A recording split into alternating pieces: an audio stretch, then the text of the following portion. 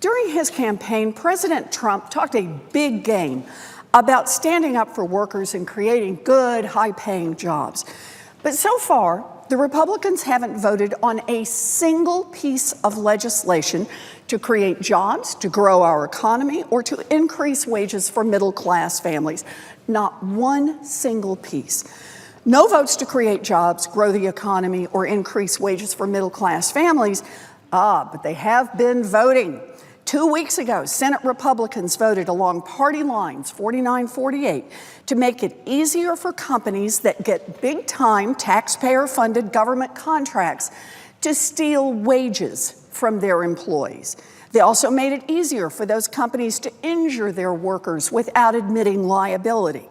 And today, we're voting to make it easier for employers in the most dangerous industries to hide the most serious injuries and illnesses their workers suffer on the job.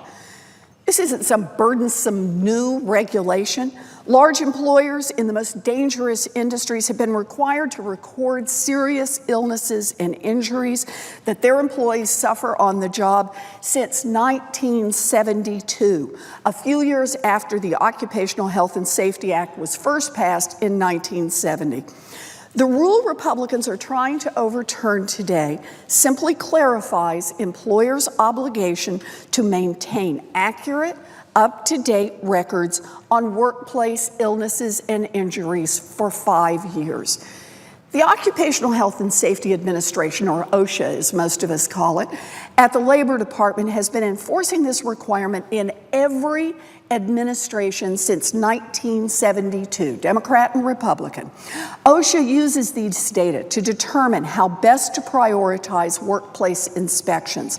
Since OSHA resources are so scarce, they have only enough money to inspect each workforce once every 140 years. So they got to pick and choose where to focus. These data make sure that they are targeting their inspections at industries and in occupations where workers are at the highest risk of injury. The department also uses these reports to publish yearly statistics on the workplace hazards that kill 4,800 people and injure another 3 million people, American workers hurt and killed every year. Data show that employers already vastly underreport workplace injuries and illnesses. And without this rule, underreporting will skyrocket. And it will get harder for OSHA to hold employers accountable when they cut corners and endanger worker safety.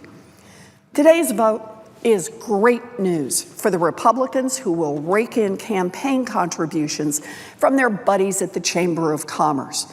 It is great news for giant corporations that are lobbying hard against this rule. But it is not great news for hardworking Americans, the people who did not send us to Washington to work for companies that plump up their profits by skirting safety regulations. And the problem? This is just the beginning. Last week, President Trump proposed cutting the Department of Labor's budget by more than 20%. These cuts will take cops off the beat and send a clear signal to employers that they can cut corners on safety with impunity.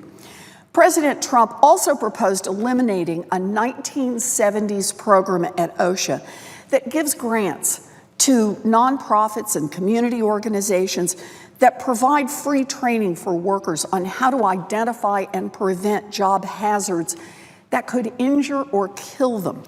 These programs work. And now, President Trump wants to cut them. That would mean the end of successful worker training programs like the Brazilian Worker Center's program in Allston, Massachusetts, that provides residential construction workers with life-saving fall protection training.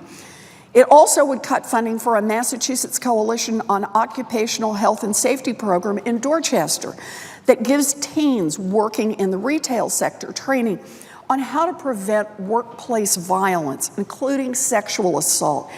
And just please note on this how important this is.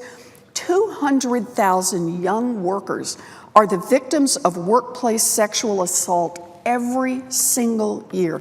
This is a training program that was so successful that since it has been implemented, it has been replicated now nationwide.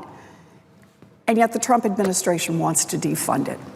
And just yesterday, the Trump administration finalized a 60-day delay of a rule to protect 60,000 workers who are exposed to a lethal cancer-causing beryllium at work, and this regulation saves about 100 lives every single year.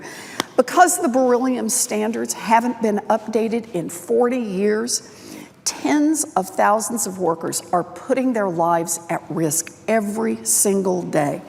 Americans who are exposed to beryllium on the job shouldn't have to wait another 60 days before they can get some protection so their jobs won't cause them lung cancer. The pattern that is emerging is pretty clear. Republicans have no plans to improve the lives of American workers. Quite the opposite. Republicans are increasing the odds that workers will be injured or even killed. When I came to the Senate floor 2 weeks ago to speak out against the repeal of the Fair Pay and Safe Workplaces Act, I said that the debate on this vote was about who Congress works for. Today's debate is no different.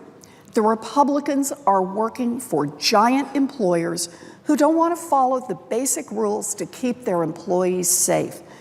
This is shameful.